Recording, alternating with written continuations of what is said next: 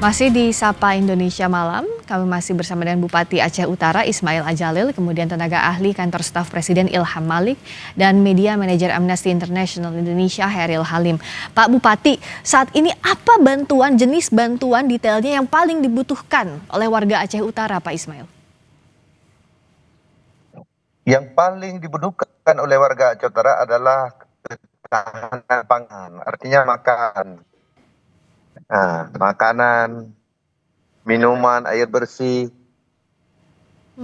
ini yang paling dibutuhkan.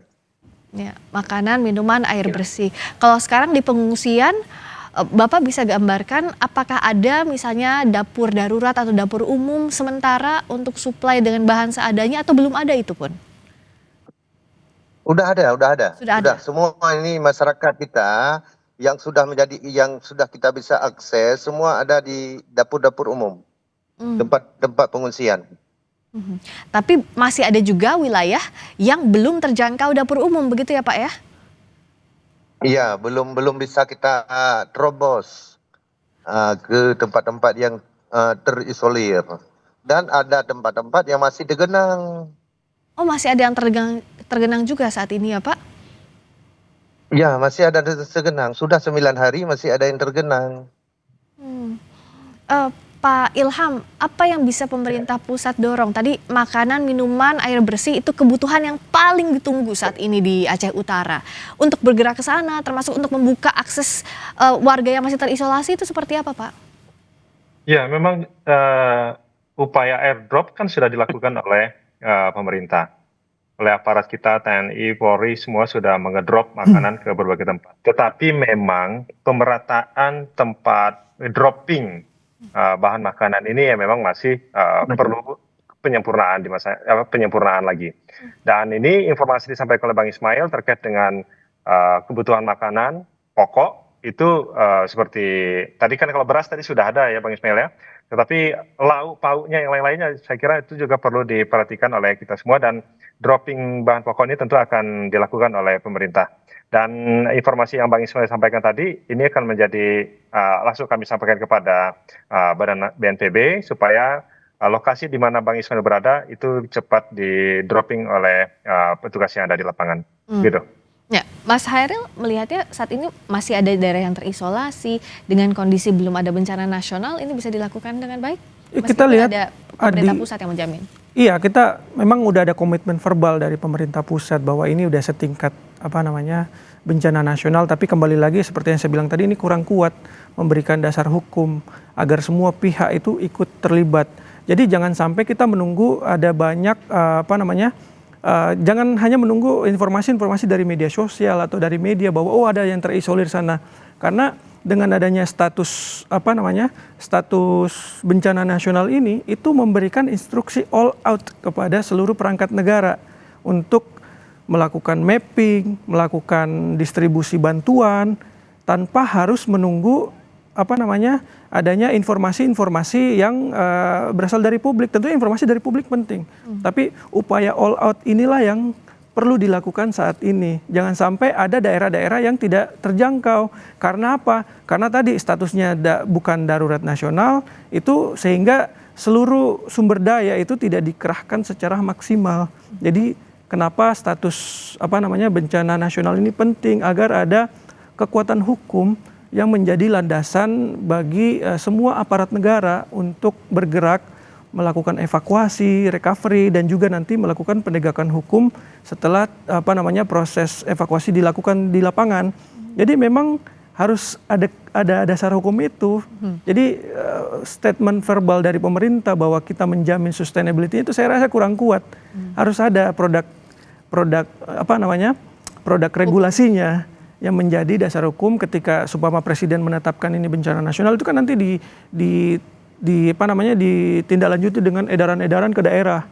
Setelah semua daerah cara bertindaknya pun berbeda ketika dia bencana nasional dengan bencana yang mirip bencana nasional statusnya. Jadi beda tapi sama, gimana bilangnya ya?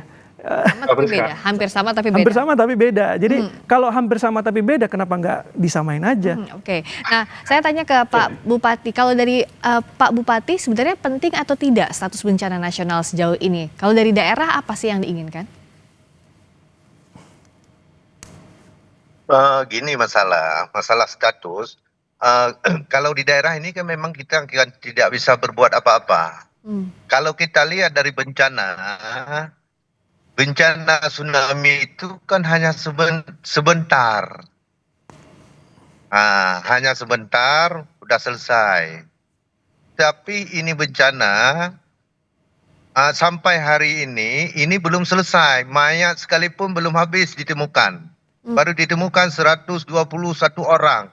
Kehilangan nyawa manusia, yang kehilangan ada 118 orang lagi yang hilang menurut data sementara. Ya. Apakah tidak wajar itu status menjadi bencana nasional? Kemudian kalau tsunami waktu itu hanya pesisir kenanya. Tapi ini di Aceh Utara aja 27 kecamatan.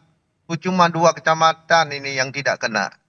Tapi tidak kena semua, separuh kena. Kemudian terhadap rumah masyarakat, ini semua hilang. Ada beberapa desa ini memang tidak ada lagi rumah. Kemudian sudah 9 hari, pejabat kita yang ada di pusat, 1 orang pun belum ada sampai ke Aceh Utara. Maka tidak dilihat langsung bagaimana kejadian di Aceh Utara sebenarnya. Kemudian juga kami tidak bisa akses informasi. Selama ini sinyal HP mati, lampu mati. Kami semua terjebak di atas atap-atap rumah. Ini yang terjadi di Aceh Utara yang sebenarnya.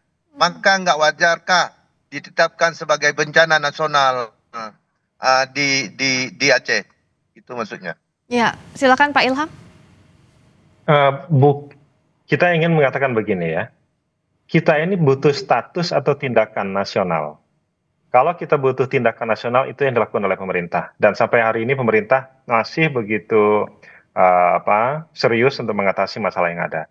Dan tidak serta-merta ketika dia dibuat statusnya sebagai bencana nasional, maka masalah yang ada di lokasi yang sekarang terdampak itu akan selesai. Karena begini, sampai hari ini ya di Aceh sendiri ada 25,45% masyarakat yang terdampak. Itu memang betul sampaikan oleh Pak Ismail tadi. Dampaknya yang terjadi di banjir kali ini itu berbeda dengan apa yang terjadi pada saat tsunami. Jadi memang sangat besar. Di Sumatera Utara ada 10,13% masyarakat yang terdampak. Kemudian di Sumatera Barat ada 2,4%. Memang relatif kecil. Yang paling besar adalah di Aceh, kemudian di Sumatera Utara. Memang skalanya sangat besar sekali. Tetapi tidak serta-merta bahwa ini kemudian dianggap kalau dia menjadi statusnya bencana nasional, maka tanda kutip ya, urusan penanganannya itu menjadi mudah. Tetap saja menjadi hal yang sangat sulit. Dan karena kesulitannya sama, penanganannya sama, maka bagi pemerintah fokusnya bukan pada status, tetapi pada langkah-langkah nasional yang dilakukan oleh pemerintah sebagaimana yang disampaikan oleh Bapak Presiden. Dan arahan dari Pak Presiden sudah cukup jelas bahwa seluruh aparat seperti yang saya sampaikan tadi, seluruh aparat yang di pemerintahan itu segera dan juga sudah turun mengatasi masalah yang ada. Nah, saya ingin mengatakan begini, kalau ada kelompok-kelompok masyarakat yang bisa membantu, tentu ini sangat terbuka, sangat boleh dan sangat ditunggu. Dan itu tidak perlu menunggu menjadi bencana nasional baru kelompok-kelompok masyarakat turun untuk membantu. Siapapun kelompok masyarakat yang ingin membantu korban yang ada di sana itu sangat ditunggu dan terbuka bagi pemerintah. Dan ini kita tidak perlu sekali lagi meng-highlight soal bencana nasional, karena yang sangat penting adalah langkah-langkah ini kita kerjakan bersama, gotong royong untuk mengatasi masalah yang ada di Sumatera. Dan ini saya kira dengan sumber daya yang kita miliki kita sangat bisa untuk melakukannya. Gitu, Mbak Priska. Baik, terima kasih. Saya terakhir singkat-singkat saja ke Pak Hairil juga Pak Bupati. Saya ke Mas Hairil dulu. Apa yang didorong untuk penanganan bencana ini bisa maksimal di daerah Sumatera bagian utara? Ya, sekali lagi kita berpatokan pada prinsip humanitarian, prinsip hak asasi manusia, harus ada upaya all out, dan salah satu cara melakukan upaya all out dalam hal evakuasi dan recovery ini adalah melalui status bencana nasional tersebut agar mengikat seluruh aparat negara untuk bergerak dan bertindak melakukan aksi untuk mencapai mereka-mereka yang berada di daerah-daerah terisolir, dan ini sangat penting karena bisa menjamin adanya sustainabilitas dan juga membuka pintu bagi segala jenis bantuan yang bisa masuk ke Indonesia, bisa dari lokal, bisa dari internasional, dan saya rasa kita tidak boleh menutup diri. Oke, baik. Dan sampai saat ini kita tetap mendorong adanya status bencana nasional ini agar memang tadi Mas Ilham mengatakan tidak serta-merta membuat itu tidak serta-merta menyelesaikan masalah dengan sosial.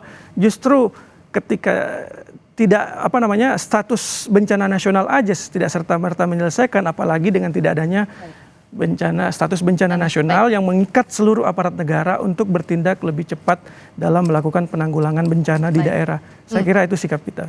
Kalau dari status yang ada sekarang ini saja sudah menggerakkan seluruh instrumen kelembagaan yang ada, Mas. Masih ada. Dan itu buktinya kalau ada kelompok masyarakat yang ingin membantu, bergeraklah dari sekarang. Oke, baik. Soal status tadi ada perbedaan sikap, tapi saya mau ke Pak Bupati dulu. Pak Bupati, silakan sampaikan apa yang Pak Bupati paling harapkan sekarang untuk penanganan bencana semaksimal mungkin di Aceh Utara terutama. Silakan Pak Ismail. Ya, yang pertama sekali untuk sementara kita membutuhkan ketahanan pangan masyarakat. Ya, makan, minum, pokoknya inilah yang kita butuhkan. Yang kedua obat-obatan. Kemarin baru ada obat, kita memang tidak ada lagi obat di Aceh Utara. Semua terendam. Kemarin berarti yang ada obat bantuan dari negara Malaysia. Terima kasih kepada negara Malaysia yang pada hari ini kami sudah bisa mentransfer obat kepada masyarakat. Karena sudah kena penyakit semua. Masyarakat kita di Aceh Utara. Kemudian yang kedua, masalah ini bencana yang luar biasa ini, kehilangan rumah masyarakat. Ini bagaimana cara kita supaya masyarakat ini punya rumah kembali. Kemudian akses jalan. Jalan kita semua rusak. Irigasi kita rusak. Ya, lahan pertanian semua rusak. Ini bagaimana kita selesaikan ini supaya masyarakat kita di Aceh Utara ini aman. Bisa pulang ke rumah masing-masing seperti biasa. Penanganan maksimal saat ini dan juga pemulihan nanti pasca bencana, Pak Bupati, sekali lagi kami berbela rasa, kami mengucapkan duka sedalam-dalamnya. Semoga penanganan bisa menyentuh seluruh warga Aceh Utara. Bagi korban meninggal segera ditemukan, bagi yang masih selamat juga diberikan kesehatan untuk bertahan di kondisi yang sulit ini. Terima kasih Pak Bupati Aceh Utara, Pak Ismail Ajalil sudah bergabung di Sapa Indonesia Malam. Terima kasih juga tenaga ahli kantor staf Presiden, Pak Ilham Malik, juga Media Manager Amnesty International Indonesia, Mas Heril Halim. Terima kasih, selamat malam.